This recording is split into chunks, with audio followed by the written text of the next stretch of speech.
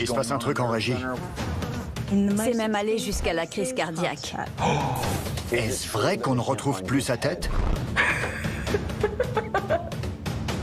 Tu devrais prendre un peu l'air, mec.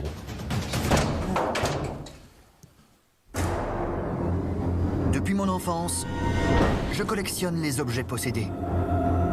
Leur énergie occulte et mystérieuse me fascine. Les meurtres commis par Manson comptent parmi les plus abominables de tous les temps. Au fil de ma carrière d'enquêteur en paranormal, ma collection s'est enrichie et aujourd'hui, je l'expose dans mon musée. La commode ensorcelée est l'un des objets les plus funestes qui soit. Robert la poupée a eu un impact sur des milliers de gens. Les personnes qui le souhaitent peuvent m'apporter leurs objets ensorcelés et me raconter leur histoire. On aide les gens à venir au monde. Pourquoi ne pas les aider à le quitter? Venez découvrir ma collection d'objets possédés.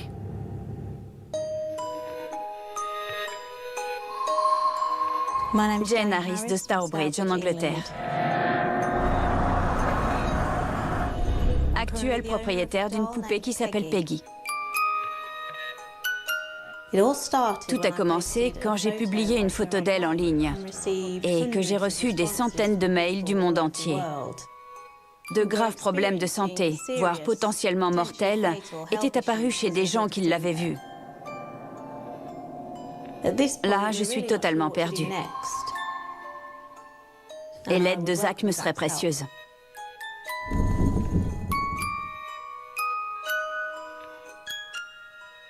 Pourquoi un sac sur la tête de la poupée? Pour tout vous dire, elle se montre rarement. Et à chaque fois, des incidents se produisent. Alors, c'est même allé jusqu'à la crise cardiaque.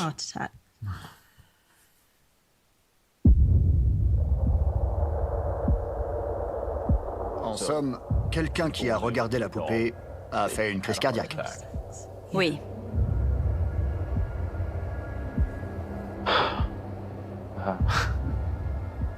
Voilà qui est fascinant. Totalement. Dès que j'ai posté cette photo de poupée, j'ai reçu une trentaine de messages. Des internautes ont ressenti des symptômes rien qu'en regardant sa photo? J'ai fait tout un dossier de leurs témoignages. Sûr et certain. Les picotements persistent. Une vive douleur de poitrine. Depuis l'an dernier, j'en ai compilé dans les 200, je dirais. La sensation d'étouffer. Une douleur dans l'œil droit. Tout s'est obscurci. J'ai dû m'allonger. Je sentais une présence chez moi. Or, je ne communiquais pas là-dessus. Je n'avais pas rendu l'information publique.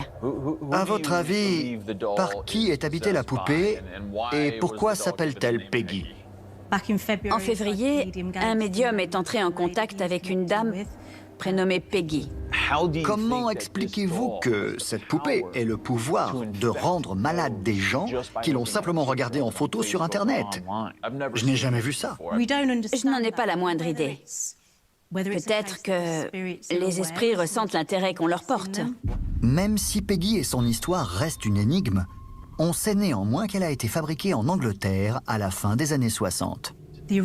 La première propriétaire a acheté la poupée. Et très vite, sa maison a été le théâtre d'étranges phénomènes. Elle entendait des pas. Elle se réveillait en pleine nuit avec la sensation d'une présence dans sa chambre et vivait dans la peur. Elle a perdu du poids, était incapable de manger, a souffert de nausées et de migraines. Totalement démunie face au pouvoir de Peggy, la propriétaire cherche alors quelqu'un qui la débarrassera de la poupée. Elle m'a contactée suite à ses recherches en ligne sur les objets possédés. Elle est tombée sur moi car ça fait 17 ans que j'étude le paranormal. Oh, vous êtes une experte alors? Mes expériences précédentes n'ont rien de comparable avec ça. Cette histoire a fait voler en éclats toutes mes théories, mes convictions sur le monde des esprits, à vrai dire. Est-ce que ce serait une entité maléfique? Non, me voici tout à coup harcelé par des mouches. J'en avais jamais vu ici. Des mouches. Une invasion de mouches. Est-ce que Peggy fait venir les mouches? On parle justement de maléfices. Je n'en ai aucune idée. On sait si peu de choses sur elle. Et comme je disais, plus le temps passe, plus je me pose de questions. C'est à la fois fascinant et terrifiant, ce qui résume bien le paranormal. Bizarre. Tu les vois? Ouais. Je suis encerclé par les mouches. J'en avais jamais vu ici. Elles se concentrent uniquement sur moi. Il y en a plein. Tu trouves pas ça? Encore une. Ouais, encore une. Elles me bourdonnent autour comme des folles. Et on sait tous qu'un essaim de mouches est le signe d'une présence démoniaque. Je ne tire aucune conclusion, mais c'est révélateur. Et vos questions sont peut-être... Ouais.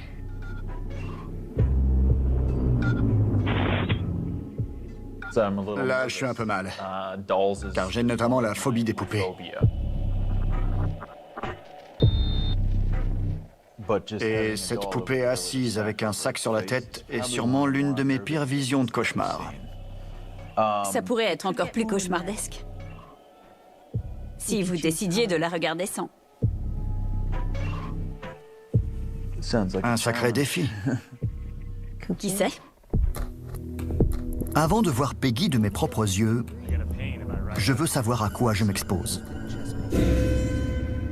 Catherine Riddick est venue me raconter la crise cardiaque qui a failli lui coûter la vie.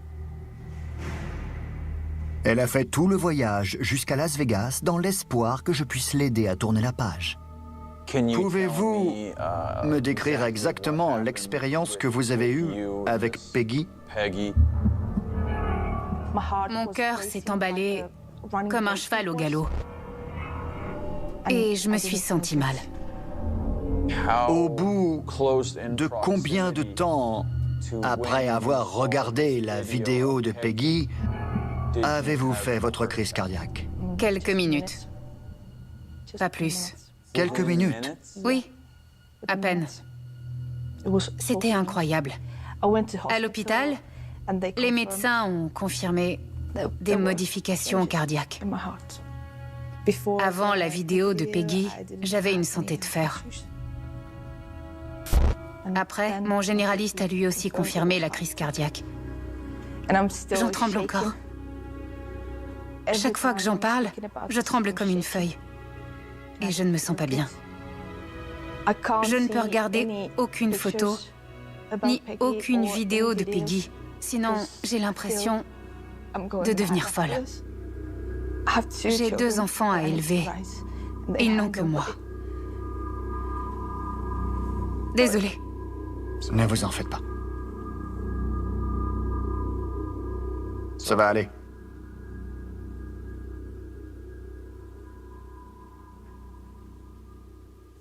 Ça a été dur, j'imagine. C'est dur. Très, très dur. Dur d'expliquer à mes enfants ce qui arrive à leur maman. Pourquoi elle est à l'hôpital. Ou ce qu'elle traverse. Ce n'est pas facile. Ils ne comprennent pas. Ils sont trop petits. Mais ils se rendent compte que leur maman ne va pas bien. Désolée. Tout va bien. Mais vous, est-ce que vous irez mieux? Oui. J'espère.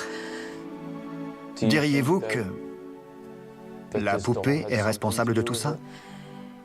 Pas la poupée, mais ce qui l'habite. J'avoue, au tout début, j'allais vous proposer qu'on fasse venir Peggy, mais... Non. Non, Non. non, non. Non. Je n'en ai plus l'intention. Plus du tout.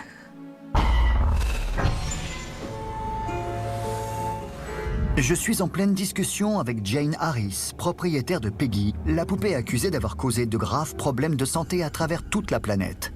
Comme des tas d'internautes ont présenté toutes sortes de symptômes, j'estime que ma responsabilité est en jeu, que je dois mettre en garde les gens devant leur écran.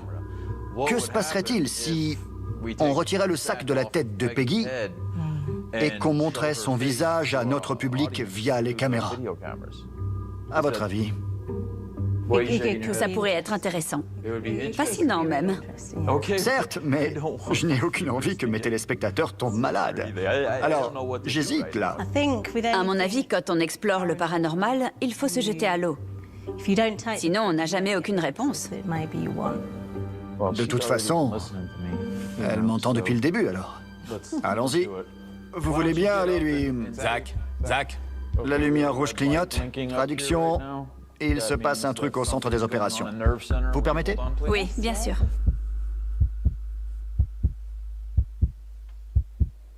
Salut. Ça s'est figé. Du coup, j'ai tout arrêté, j'ai repris l'enregistrement et soudain, la caméra de l'entretien a coupé. Écran noir. Du jamais vu. L'image est revenue, mais l'écran était tout noir. Et uniquement cette caméra-là, toutes les autres fonctionnaient. Sérieux? Ouais. Les autres caméras du musée marchaient normalement. Conclusion... Il y a des caméras dans tout le musée qui filment en permanence. Et dès que je suis en entretien, Billy est au centre des opérations pour contrôler les moniteurs. Lorsque Jane et moi avons parlé de retirer le sac de la tête de Peggy, À mon avis, quand on explore le paranormal, il faut se jeter à l'eau. Sinon, on n'a jamais aucune réponse. le moniteur de la salle de réception a brusquement viré au noir, alors que les 3 autres caméras enregistraient parfaitement. Je suis obligé de me demander si Peggy ne refuse pas de nous montrer son visage. Est-ce un avertissement? Si oui, je ne peux plus faire marche arrière. Je veux savoir ce qu'il y a sous ce sac. À vous tous qui êtes en train de nous regarder, le visage de Peggy est sur le point d'être dévoilé. Notre équipe filmera son visage, vous allez donc le voir. Attention à tous nos téléspectateurs. Le visage de Peggy la poupée est sur le point d'être dévoilé. En regardant ces images, vous acceptez les risques encourus. Allez-y.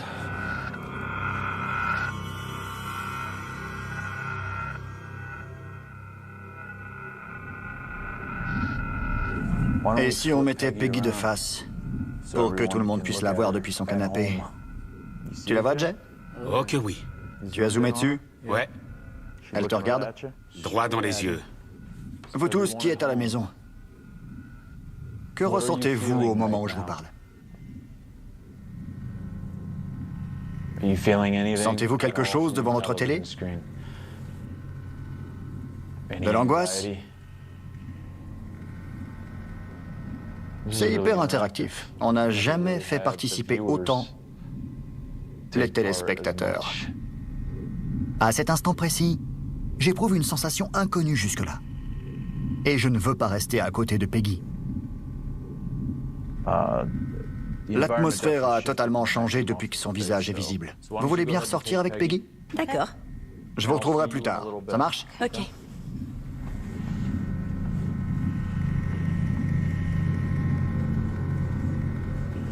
Merci. Je n'ai plus envie d'être dans cette pièce. Je me sens tendu et angoissé. C'est énorme. C'est hyper cool, top délire, mais prudence absolue. Pendant que l'équipe fait une pause, Aaron s'aperçoit que quelque chose ne tourne pas rond. T'as la rage? Ouais, envie de tout péter.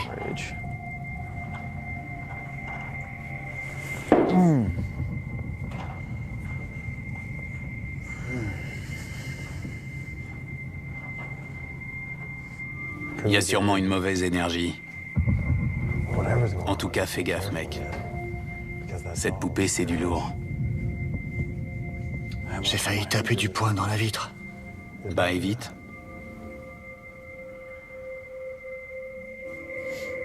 C'est curieux, t'arrêtes pas de tourner comme un lion en cage.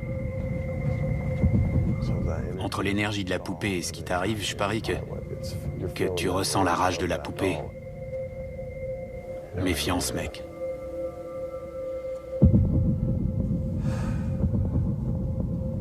C'est bizarre. Tu devrais prendre un peu l'air, mec. Sérieux.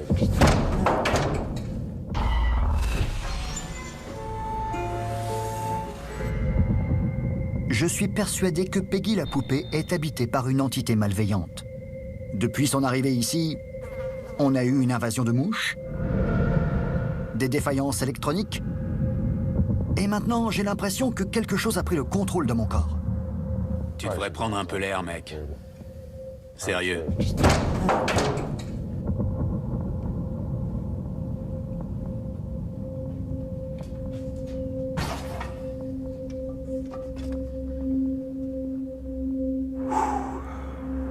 J'ignore qui vous êtes, mais fichez le camp. Tu te sens un peu mieux? À l'instant où le sac a été retiré. Bon sang, mec, j'avais qu'une idée en tête. Tous les gens que je regardais, genre les membres de l'équipe, j'avais juste envie de les exploser jusqu'au dernier. Dès que je me suis approché de toi, je l'ai senti. Ça me démangeait de cogner. Trop bizarre. Mets-toi à la place de la poupée. Si t'avais été trimballé en avion avec un sac sur la tête jusque-là, tu serais paumé, énervé, un peu furax.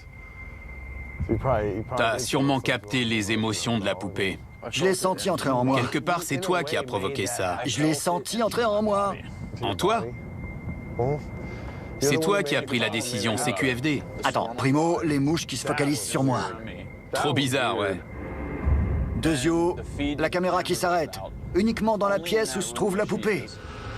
Tertio, la poussée d'angoisse et mon beau gros pétage de plomb. Et dès que je vais dehors, je me sens mieux. Après ce que je viens de vivre, je m'en fais encore plus pour Catherine. Oui, ce sera douloureux, mais je pense qu'elle doit absolument se confronter à Peggy une toute dernière fois. J'ai donc décidé de faire appel à la médium Patti Negri, qui nous a déjà prêté main forte sur 2 enquêtes de Ghost Adventures. Il vous nargue. Tout va bien, Patti? On est en présence d'une entité malfaisante.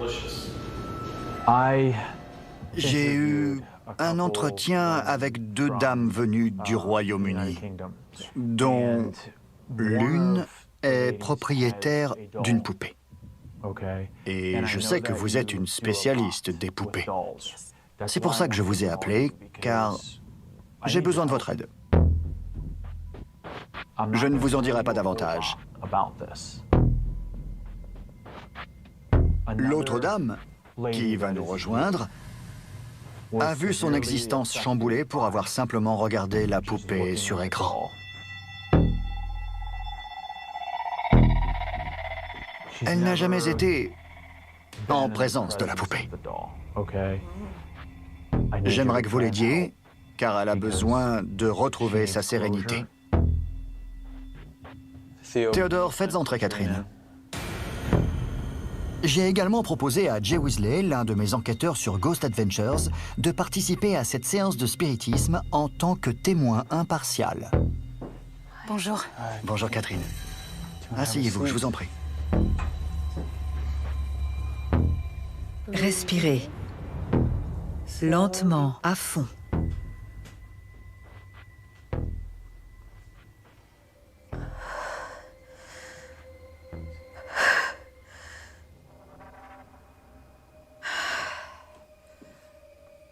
Si jamais vous avez envie de sortir, n'hésitez pas.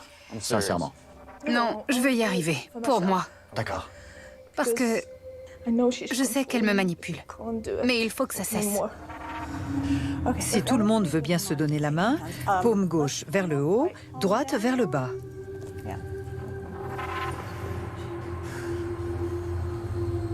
À présent, je forme un cercle de protection dans cet espace. Un centre de lumière dans cet espace. À mesure que nous levons lentement le voile entre les mondes. Peggy peut-elle se manifester physiquement? Elle est en train, dit-elle. Quelqu'un a remarqué les flammes qui s'affolaient tout à coup, comme si elles allaient s'éteindre? Là-bas, le grand cierge. Ouais, regardez-les s'agiter l'une après l'autre. Une main semble passer au-dessus. Il n'y a pas un souffle d'air. Curieusement, ces bougies-là ne font pas ça, et pourtant, ce sont les mêmes. Mais de l'autre côté, les flammes dansent la farandole. Vous voyez? Cette entité a un côté farceur. C'est la machine à écrire que j'entends? Absolument, oui. On croirait le cliquetis des touches. On entend une sorte de tic-tic. Dès que j'ai demandé à l'esprit qui habite Peggy d'entrer en contact avec nous, Peggy peut-elle se manifester physiquement? Il y a eu un tourbillon d'activité, des bougies, regardez-les s'agiter l'une après l'autre, aux anomalies sonores.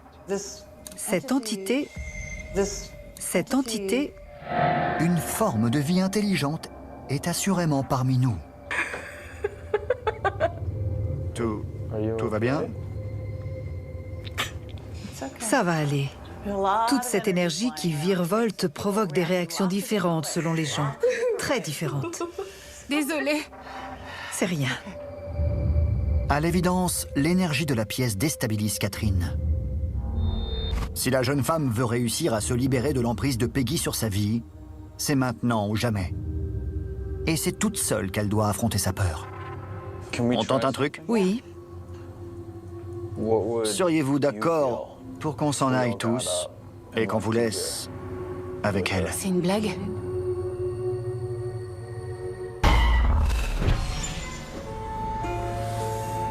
On mène une séance de spiritisme avec Peggy la poupée pour tenter de briser son emprise sur Catherine Riddick. Tout va bien? Vu les réactions surprenantes de Catherine, je pense que le moment est venu de tenter le tout pour le tout. Seriez-vous d'accord pour qu'on s'en aille tous et qu'on vous laisse avec elle? C'est une blague?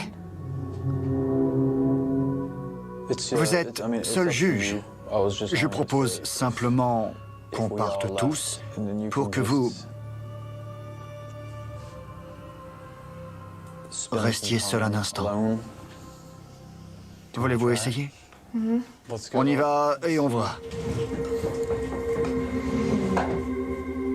Ça va aller.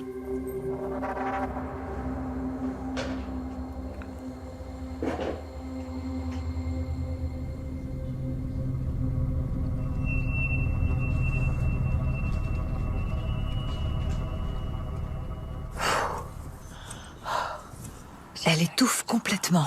Parce qu'elle pleure? Elle est tendue, je le sens. Tout son corps n'est qu'une boule de stress. Vous pensez que les esprits sont dans la pièce? Oui. C'est une mauvaise chose? Elle affronte sa peur et ça la rend plus forte. C'est ça qu'elle doit faire, reprendre le pouvoir. Sa peur nourrit l'entité. La peur de Catherine ne fait que renforcer le pouvoir de Peggy. Quel que soit le lien terrible qui les unit, nous devons le rompre. Ça va? Vous pouvez revenir? Vous avez été formidable. Je ressens la même douleur vive. Mais on va la faire disparaître. Cette main posée sur vous, on peut la trancher. Vous avez vu? C'est fini. Seul le temps nous dira si Catherine s'est bel et bien libérée des maléfices de Peggy.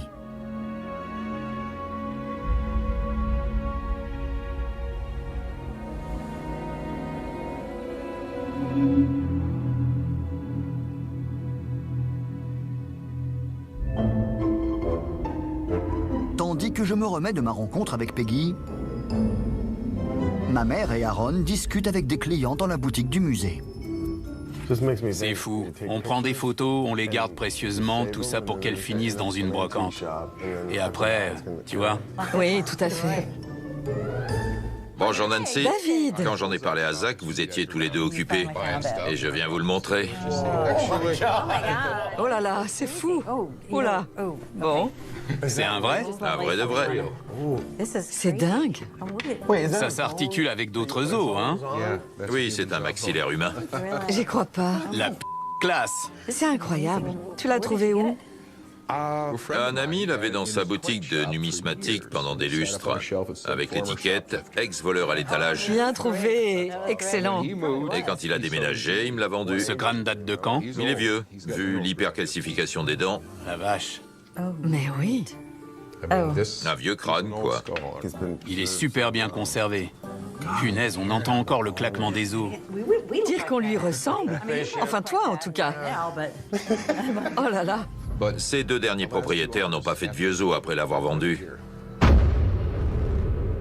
Le propriétaire meurt prématurément? S'il s'en débarrasse, oui, apparemment. Du coup, j'ai décidé de l'emporter dans ma tombe. Bon, nous, on serait ravis de l'exposer. Ça pourrait se faire. Ah ouais? Vraiment? Si tu veux pas le vendre, on fera le nécessaire pour que tu reviennes vivant. Le récupérer quand ça te chantera. Je ne veux même pas le toucher. Vous pouvez toucher. Vas-y, tu crains rien.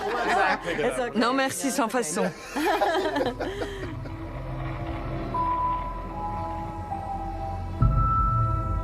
8 semaines après ce tournage, David Steinke, qui était un ami de ma mère, est décédé. On ignore toujours ce qu'il est advenu du crâne.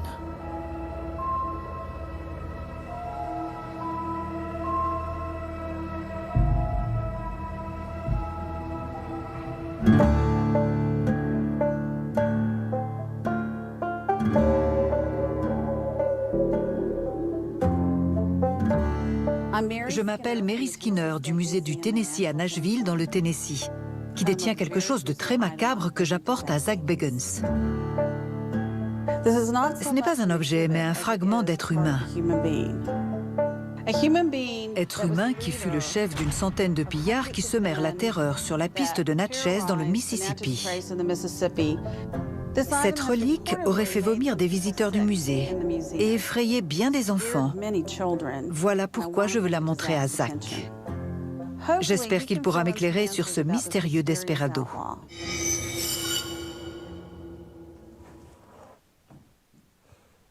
Bonjour. Soyez la bienvenue. Venez, venez. J'ignore ce que vous apportez, mais veuillez le déposer là-dessus. Tout ce qui est petit et mignon? On peut dire ça. Et c'est dans ce cercueil miniature? Oui. J'adore les surprises. Pour y toucher, enfilez des gants. Oh, des gants pour y toucher?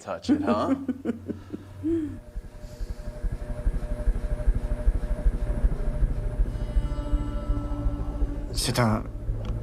Je regarde quoi, au juste? Un pouce qui a appartenu à... Un pouce. Un pouce, oui. Un authentique pouce humain. Oui.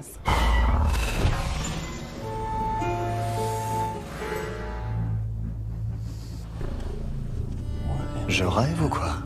Un pouce qui a... Un authentique pouce humain. Celui du célèbre hors-la-loi John Murrell. Sauf erreur, Mark Twain l'admirait énormément. Il parle de lui dans La vie sur le Mississippi. C'est ça. Murrell faisait régner la terreur sur les rives du Mississippi. Et certains sont toujours persuadés que son trésor est enfoui dans des grottes le long du fleuve. Aujourd'hui encore, il les passe au crible pour le retrouver. Mais Mark Twain en parle mieux que moi. Qu'est-ce que Jesse James et sa demi-douzaine de vauriens frustent à l'aune de ce noble criminel à l'ancienne, John Murrell, avec ses sermons et sa horde majestueuse de 1000 hommes résolus à commettre le mal? On avait mené une enquête à Natchez, dans le Mississippi. Je sais que c'était son terrain de jeu, la piste de Natchez et le gouffre du diable. Et que la région regorge d'anecdotes savoureuses à son sujet. Son père était un pasteur méthodiste. Voilà où il a puisé l'inspiration de ces attaques à main armée qui ont fait sa réputation. Il écumait les villages tout le long du Mississippi et de la piste de Natchez en se faisant passer pour un prédicateur itinérant. Et pendant qu'il prêchait, sa bande de voleurs en profitait pour voler tous les chevaux. J'ai toujours cru que John Murrell, si je puis me permettre, était tombé dans les oubliettes de l'histoire. Il n'a pas la notoriété d'un Billy the Kid ou d'un Jesse James. Les journaux parlaient souvent de lui. C'était un voleur de chevaux, un bandit de grand chemin. Il a été accusé de vol d'esclaves et a même été arrêté pour cela. D'aucuns racontent qu'il capturait des esclaves, les vendait, les revendait, et quand il estimait qu'il n'en tirerait plus rien, il les tuait froidement.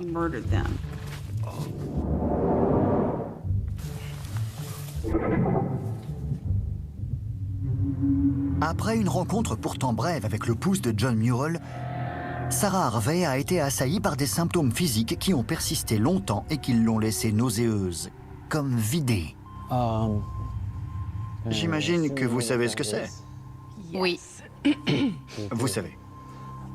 Êtes-vous mal à l'aise d'être assise à côté? Oui. À ce point? Ça a vraiment laissé des traces.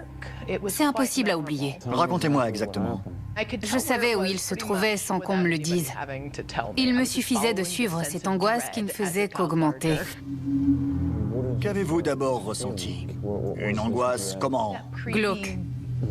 Une sorte de vibration, d'aura qui émanait de lui et qu'on pouvait presque suivre. Et de forts picotements. C'était un peu déboussolant. Avez-vous eu des maux de tête? Un mélange de migraine, de bourdonnement et de vertige. La sensation de ne plus vraiment localiser mes extrémités. J'avais les pieds comme flous et lointains, les bouts de doigts en pelote d'épingle. Est-ce qu'il se réjouit encore dans l'au-delà que son pouce perturbe autant de gens comme vous? Probablement. Que ça vous effraie, vous terrifie? Est-ce que c'est son carburant? Probablement. Il n'a pas un bon fond. Et il n'était pas du tout bienveillant dans la vie. On raconte notamment que l'esprit de John Murrell serait attaché à son pouce parce que les parties de son corps ont été littéralement éparpillées, dont une en particulier. Est-ce vrai que John Murrell aurait également été décapité et qu'on ne retrouve plus sa tête? Ça fait partie de la légende. Il est mort de maladie pulmonaire, non? De tuberculose. Et vu sa triste réputation à l'époque, le corps a été envoyé à la faculté de médecine de Nashville. Il a été momifié et exposé, le bras tendu, comme pour donner une poignée de main. Le corps a été envoyé à la faculté de médecine? Oui. Avec pouce et tête encore intacts? Oui. D'accord. Mais le pouce a été sectionné et confié à la Société historique. Vous avez donc des documents sur ce pouce sectionné? On a une lettre. Une lettre? Rédigée par quelqu'un qui l'atteste. Ce pouce est la propriété de la Société historique du Tennessee depuis quand? Le tout début du 19e siècle. C'est bien son pouce? Je connais certaines histoires du fantôme de John Murrell. Beaucoup de gens racontent l'avoir vu se manifester au gouffre du diable ou sur la piste de Natchez. Et comme John Murrell était de son vivant un sale bonhomme, s'il est vrai que la tête est elle aussi séparée du corps, j'imagine que dans l'au-delà, il est d'autant plus malfaisant que les parties de son corps sont dans la nature. Je peux le toucher? John, si c'est votre pouce, je m'apprête à le tenir. Ça vous va? Oui.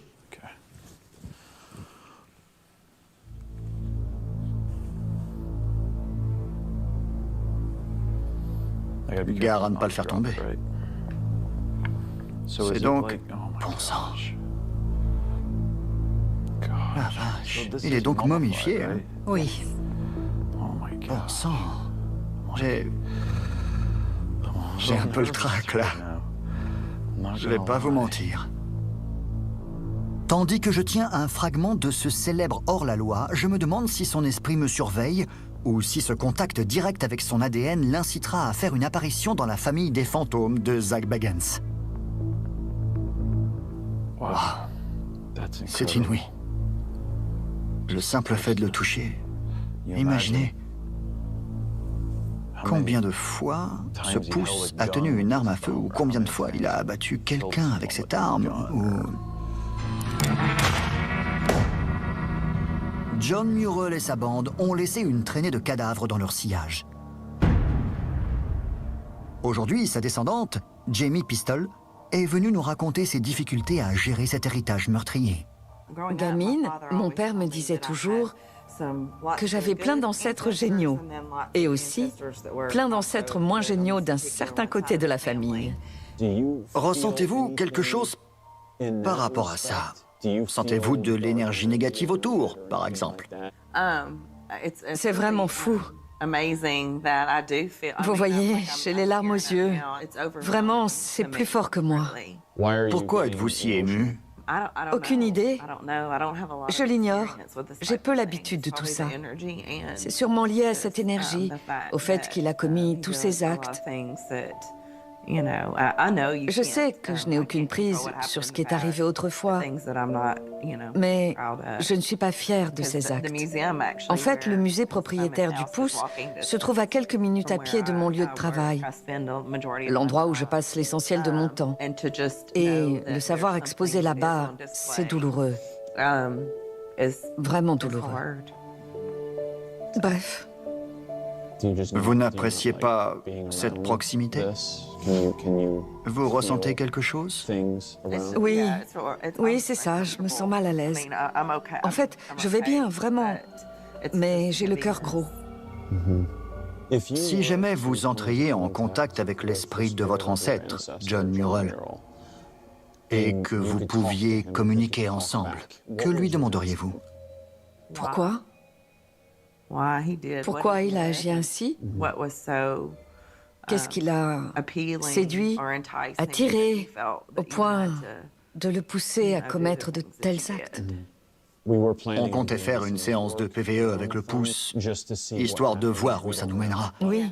Peut-être que son esprit se manifestera ou pas, mais si oui, je me disais que ce serait l'occasion idéale pour vous de tourner la page.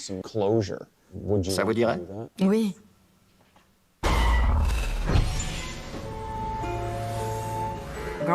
Gamine, mon père me disait toujours que j'avais plein d'ancêtres moins géniaux d'un certain côté de la famille. Jamie a accepté de se joindre à nous pour tenter de communiquer avec l'esprit de son ancêtre, John Murrell. Rebonjour, Jamie. Bonjour. Comment ça va? Bien, merci. Asseyez-vous. Bonjour. La descendante biologique et le propre pouce de Murrell nous servent de déclencheur pour provoquer une réaction. Durant tout ce temps, je veux que vous posiez des questions. Vous êtes de sa famille. Vous aviez l'émotion à fleur de peau. On peut partir de là pour tenter de communiquer. Pour cette séance, on utilise un Ovilus, un appareil qui convertit les champs électromagnétiques en mots, permettant ainsi aux esprits tels ce bandit sanguinaire d'entrer en contact avec nous depuis l'au-delà. J'ai tapé une question. L'appareil va capter les variations d'énergie et sélectionner un mot. Avant même de commencer, alors que Billy teste encore le matériel, il reçoit ce qui semble être une réponse de l'esprit attaché au pouce. Wow. Vous avez un message pour Jamie, c'est ce que j'avais écrit. Il répond coupé. Asseyez-vous à ma place. Je veux que vous regardiez en temps réel parce qu'on a reçu... Il communique avec vous. Coupé. Est-ce que ça signifierait couper le pouce?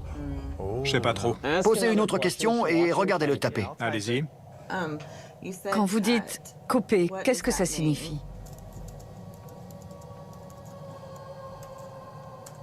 Grotte. Et certains sont toujours persuadés que son trésor est enfoui dans des grottes le long du fleuve. Qu'est-ce qui est caché dans la grotte? Quelque chose de caché dans la grotte? Nager. Nager? À cet instant précis, le sens de cette réponse m'échappe encore. Avez-vous commis des meurtres?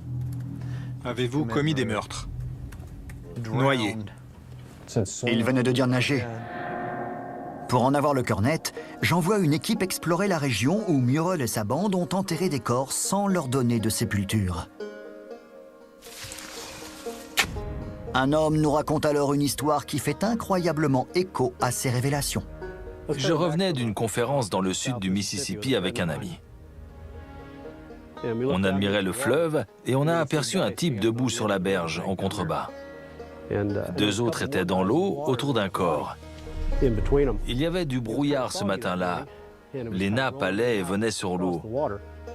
On s'est demandé s'ils avaient repêché un corps. Vous savez, un de ces noyés qui flottent dans le fleuve. On leur a crié « Vous faites quoi ?» On a encore crié 2 ou 3 fois, mais ils ont continué, comme si on n'existait pas. Puis le brouillard s'est mis à recouvrir tout le fleuve et les a engloutis. Ils ont disparu. J'ai regardé mon ami, qu'ils aillent au diable. Et derrière nous, on a entendu une voix. Non, pas le diable. On s'est retourné en sursaut, même si avec le tapis de feuilles mortes et de branches, nul n'aurait pu approcher sans bruit. Et il n'y avait personne, pas âme qui vive.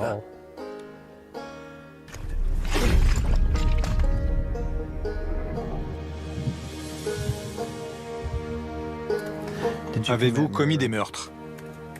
Noyé. Il venait de dire nager. Nager. Nager. Nager. Noyer. Plus ces mystérieuses silhouettes sur la rive du fleuve. Je ne peux m'empêcher de faire le rapprochement entre la scène observée par notre témoin sur l'ancien terrain de jeu du hors-la-loi et nos preuves sur l'écran. Toutes deux tendent à confirmer qu'une entité intelligente est bel et bien attachée au pouce de John Murrell.